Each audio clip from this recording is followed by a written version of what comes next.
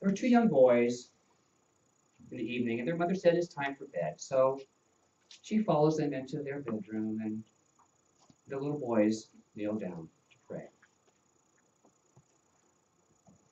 And the first boy says, quite loudly, "Dear God, I've been a good boy. I've been a really good boy. I go to school every day, I get good grades. I do all my chores without too much grumbling. And I'd sure like a bicycle and a few new toys and lots of chocolate eggs for Easter." His brother says, "Hey, why are you talking so loud? God's not hard of hearing." He says, "Yeah, but Grandma is."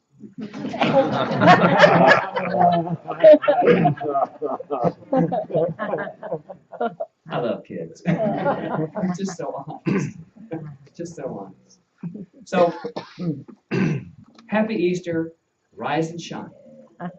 How often have we heard that or said that? Rise and shine, rise and shine. Have a great day. What a great way to start the day.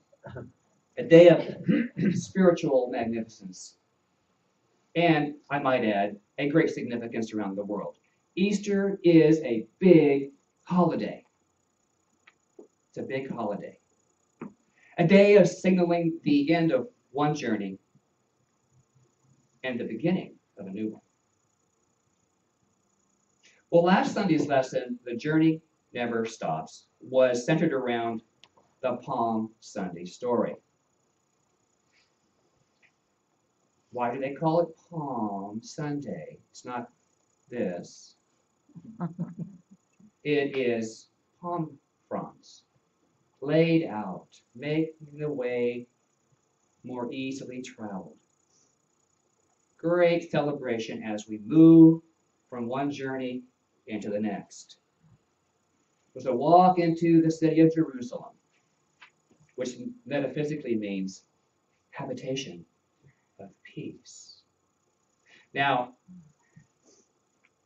that wasn't the end result, necessarily, of the story of Jesus and the crucifixion, now was it? It didn't appear to be so peaceful at the end of that week's journey.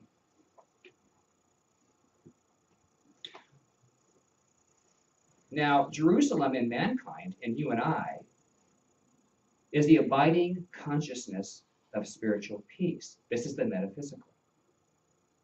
That always abiding spiritual peace we have within us all the time.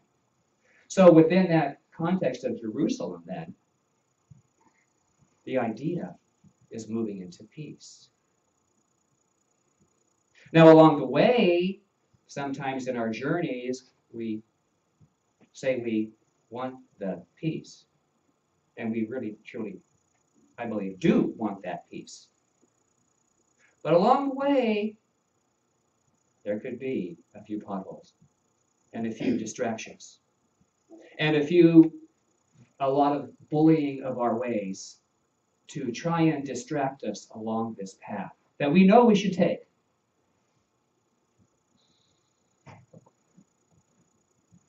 So Palm Sunday signifies entering fully, to me, the consciousness of a deep peace.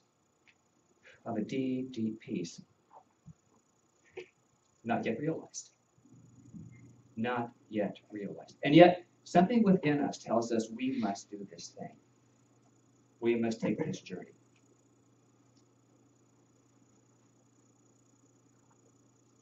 It's a journey, as I said last week, of ever evolving as holy beings into our spiritual magnificence. And it's called Christ consciousness. Dr. Carolyn spoke of it in meditation this morning and also in opening prayer treatment. The Christ consciousness is what it signifies moving toward. It's so rich in symbolism, beginning with this whole idea of Lent moving into Easter Sunday. Now, how many of you have been to New Orleans? They celebrate prior to the beginning of Lent. It's great. How should I say that? They have a lot of fun. They have a lot of fun. And some describe it as debauchery. It's a lot of expression because they know there's going to be this period of, as they term, abstinence. Well, to me, it signifies this period of Lent or abstinence. It signifies us needing to be in this reflective, peaceful state of mind in order for us to be able to hear and to see and to feel and to know the truth of who we are before we take that next step. It's self-contemplation. It's a time when we must have peace around us and not the confusion.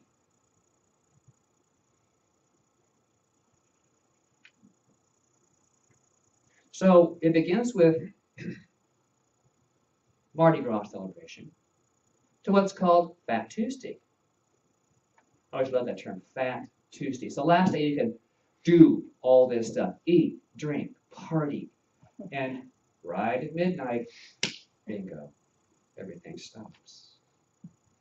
And as in New Orleans, they come in and they wash down, they cleanse away all of that other remnants of the world celebration to start new, to start fresh, to begin this process of cleansing and opening. I love the symbology in the world. We're so surrounded by it, and yet we sometimes don't pay attention to the symbology of it. We get caught up in the image of it, thinking it's true, and how we should live, rather than seeing the symbology of it. So Mardi Gras, Fat Tuesday, and then what? Ash Wednesday. That time of going into this, usually about 6 weeks of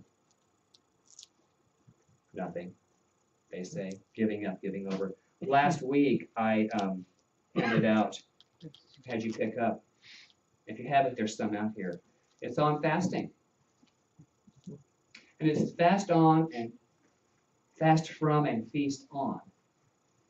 And I love this because it's fast from apparent darkness, feast on the reality of light. So it turns it around a little bit. So we're not giving up, we're giving over.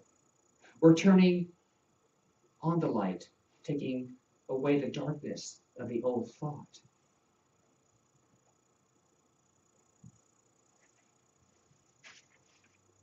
And so, this last week, Holy Week, we've moved from Palm Sunday, and we come into this time of moving towards our peaceful place, our Jerusalem. And we have a Last Supper, as in the story. The last bit of the world, the last bit of something taken from the world. And then, as I mentioned earlier, there's a person or an experience along our path that might want to change the path. There was a person who betrayed in the story of Jesus. Even though Jesus was surrounded by all of his 12 disciples, there was one of the 12, as he predicted, would betray him. And that's a small amount, really. But it had a great impact, didn't it? That one detractor. But he knew this was going to happen, it says in the story. Now, I love the idea of the disciples as fishermen. And metaphysically, it means that you fish into the world the best ideas. And you take that from the sea of consciousness and bring it into yourself. That's like you and I living amongst our community here in the world. We each have something to contribute to each other's line, if you will. Something to say. A little minnow of idea, if you will. And so, cast out your lines of love. Let your fellow souls contribute to your feast.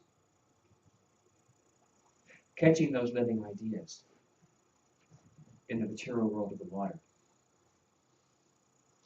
So my friends, as you move into the journey of newness through this whole process this last week, I know that you have come to a new way of believing and seeing, which is coming to not a new way, but the true way. We are entering into a period of the idea of eternal truth. You know, this world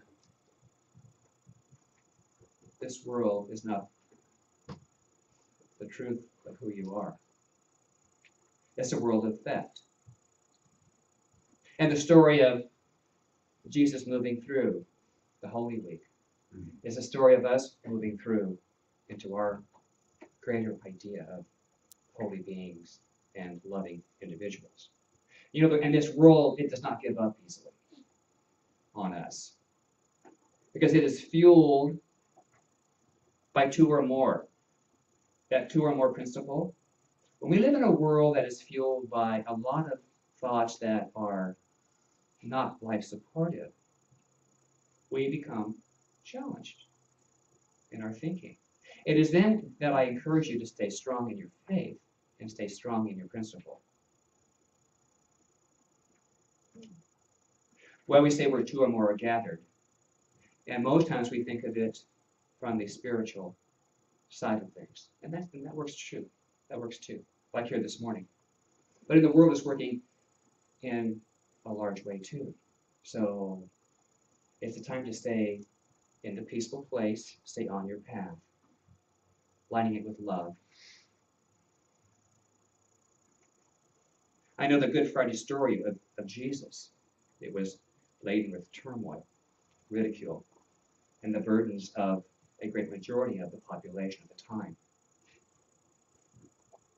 And even before, at the Last Supper, when Jesus was betrayed by Judas, that whole concept of betrayal. And even so, in the midst of all that betrayal, there was the continuum of his soul, our soul, the one soul, the Christ consciousness, that has to proceed. It has to proceed. How many of us have carried the heavy burden in our lives? It's the cross we bear. The cross that we bear. I've carried a few. Some are heavier than others. The whole idea of being nailed to the cross. It's getting nailed on the beliefs of the world. We let those go. Hands are open, and we're wide open to truth, letting the world go. They were a terrible turn of events in the world, the story. But they were of the world. Now, the interpretation metaphysically this morning of this whole process and how consciousness and the Christ consciousness works. I take a quote from the Science of Mind textbook.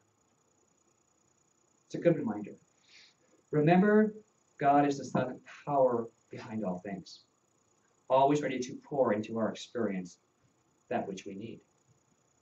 If we allow the worldview's opinion to control our thinking, then that is what will be our demonstration. If, on the other hand, we rise superior to the world, we shall create a new pattern. That's exactly the story of the crucifixion and the travel through into Jerusalem, creating a new pattern.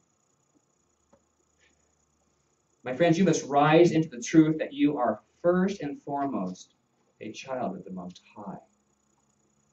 Now, it's not somebody in the clouds, I don't believe.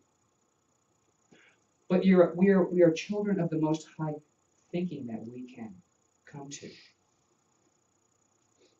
And when we do prayer treatment, we always say, I treat for this, knowing this, and more. Because the human mind cannot conceive of the true greatness of what is available.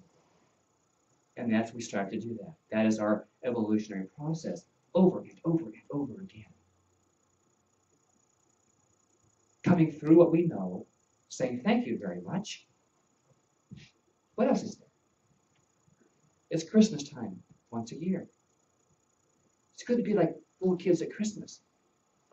What's it going to be this year? That was last year. I used kids again. What's next year going to be? My birthday is coming. What's that? What are my gifts this year? We look forward to stuff. We should look forward to stuff too in our lives with that same enthusiasm.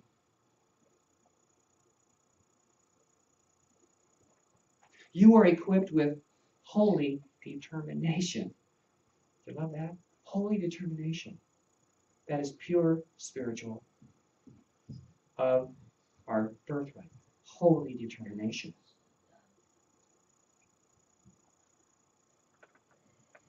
The more often you remember who you truly are, the better equipped you become to deal with any adversity. And it's then you shine. David and Goliath. Good example. Without Goliath in his path, David would not ever have risen to the status of what? King. Overcame his adversities. They seemed insurmountable in the story. And yet, how many of us have those?